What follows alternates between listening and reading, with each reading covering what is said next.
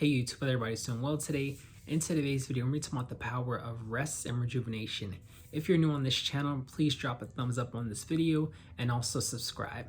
All right, so we're gonna go ahead and jump right in and talk about, the 4 signs that we know that we need rest, okay? So one of the biggest signs that we know our bodies need rest is dreading waking up in the morning. A lot of the times we need to sit back and ask ourselves, what is the energy that we're waking up when we rise up for the morning? Are we excited for the day? Are we dreading getting up?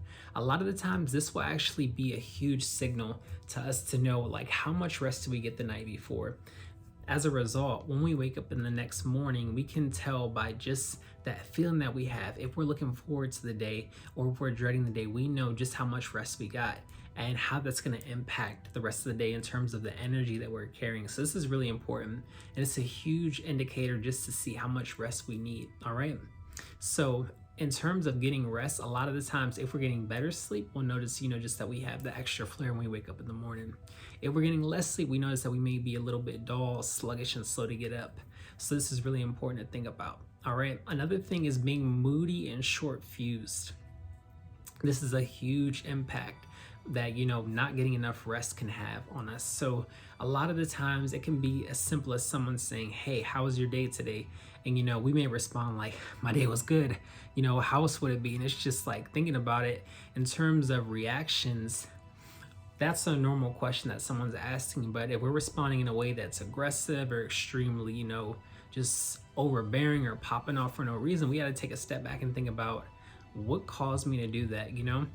I had a colleague that I used to work with many years back, and at the time for that job, we had to be at work at 8 a.m. and they were just always, in a bad mood, always just, you may say like, hey, can you work with me on this? And they were like, why can't you work on it by yourself? And just popping off and going crazy. And one day we were having a conversation and they were saying, I have trouble going to sleep at night. And I was like, how late do you go to bed? And they're like, typically 3 to 4 a.m. I was in shock. And they were saying that they essentially maybe get 3 to 4 hours every night.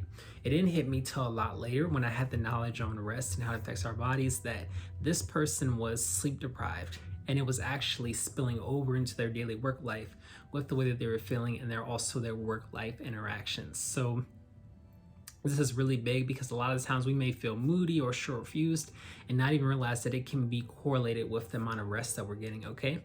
Another thing that's huge is something that shows up on the external is having bags and dark circles around the eyes, having that zombie look. The face will honestly always tell it all. And if we're walking around with dark circles looking like a zombie, that's our body's way of telling us, hey, I need some rest. Because what's happening is that when we're resting every night, all of this is being healed and rejuvenated. And not just your face, but your entire physical body is being rejuvenated on a deep cellular level. So if we're not getting enough rest, the face is basically losing a lot of blood flow. In addition to that, the skin cells aren't able to rejuvenate. So we're seeing that very dull and dead look. All right, so that's another huge indicator that we need rest. Another one I would say is lack of motivation, okay? So this is really big because when we're not getting enough rest, it ties into the first point as well about waking up in the morning, but we just don't feel motivated. We may have an exciting opportunity or project that comes up and we're just like, well, let me think about it, or I wanted to do that before, but I don't really know now. It's almost an energy that we have that is lacking. It's an energy that stops us from wanting to do new things and grow in different areas. And this can be scary because essentially this energy is going to hold us back from growing and prospering in our lives, okay? So we really want to make sure that we're getting that rest so we can have that willpower and that drive to do things that we want to do, to grow in different areas and to go that extra mile. All right.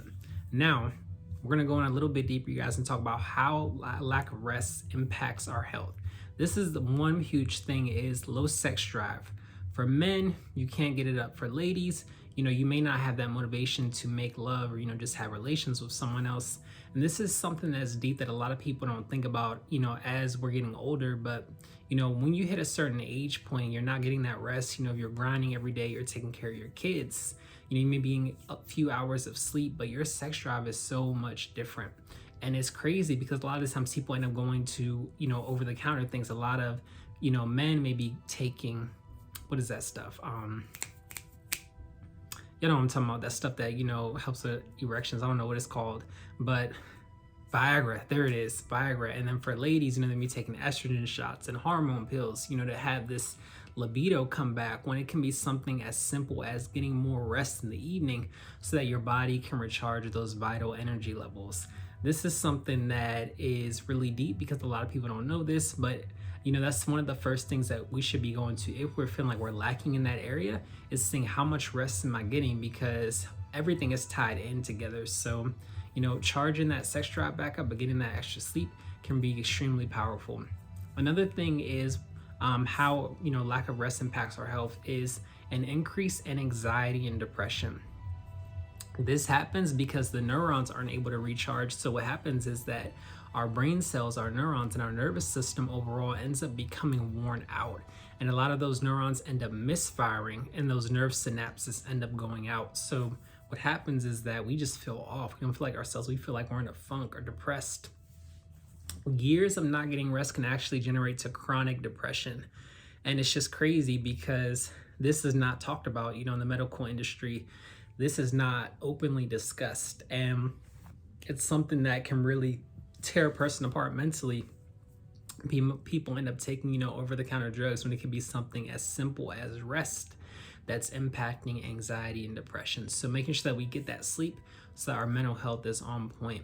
Another thing is increased headaches. This happens again, you know, in a similar area of that nervous system misfiring. What happens is that our brain is not getting enough sleep. So when we're taking on extra energy in the day or utilizing extra mental strength, our brains cannot handle that. So a lot of times we get headaches. In addition to that, our blood pressure is regulated at a different rate, you know? So it may not be circulating the way that it should be, which can also cause pressure issues, which then leads to headaches. It's extremely deep how, you know, just not getting enough rest can impact, you know, us having headaches and migraines. And another thing that's deep too is that sometimes if you notice after you take a nap, the headache goes away. It's like a magic recipe for it. Sleep works in the same way, especially if you combine good rest every night with hydration.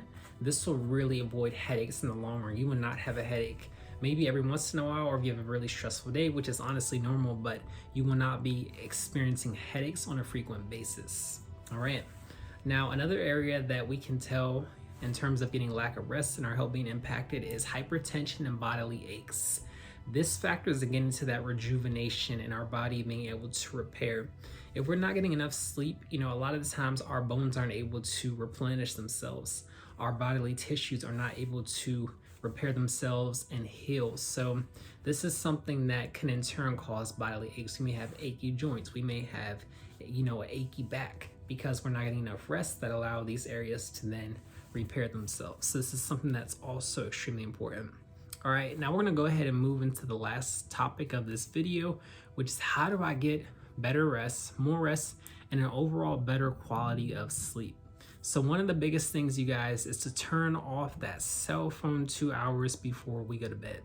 This is something that's really important because the blue light that's coming from our cell phones actually keeps us awake longer. It keeps the brain functioning more because that blue light affects our brain in ways where we cannot have that natural circadian rhythm where we're falling asleep at a regular rate. It makes us stay awake longer. It's almost like a drug, to be honest. And when we can cut ourselves off from this at least 2 hours before bed, our sleeping system is regulated and we get actually a much deeper sleep. Deeper sleep to the point where we're having lucid dreams, where we're able to have that very deep REM sleep where we wake up that next morning feeling like we're on cloud 9. So this is really important to turn off that cell phone at least 2 hours before bed. I know it can be very hard. If you need to have an alarm clock on, put it on airplane mode, and it'll cut off all signals. You won't be looking at it, you won't be in any notifications, but that alarm will wake you up the next day. All right. Another thing to do is to read a book before bed. This is really amazing. It's therapeutic, but one of the things that it does that's powerful is that when you're reading, it's actually stimulating the brain but tiring at the same time because you're utilizing mental strength. It's going to put you in a very relaxed, almost like a meditative state as you're reading, especially if you have a very quiet room. You know, maybe you have some essential oil diffuser running in the background, you know, whatever makes you comfortable setup in your bed, but that book will really set you free before you go to bed to make sure that you're getting that high quality sleep. All right. Now, another thing, and our last point of this video is in terms of stimulating powerful sleep, chamomile or lavender tea. Drink this before bed, all right? This is really gonna calm your nervous system down. It's gonna calm your brain down. It's gonna soothe, just any stress and worries away from you so that you can really get that high quality and powerful sleep. And chamomile in itself is really powerful. I have a video about chamomile. I haven't made one about lavender tea, but lavender tea is powerful as well.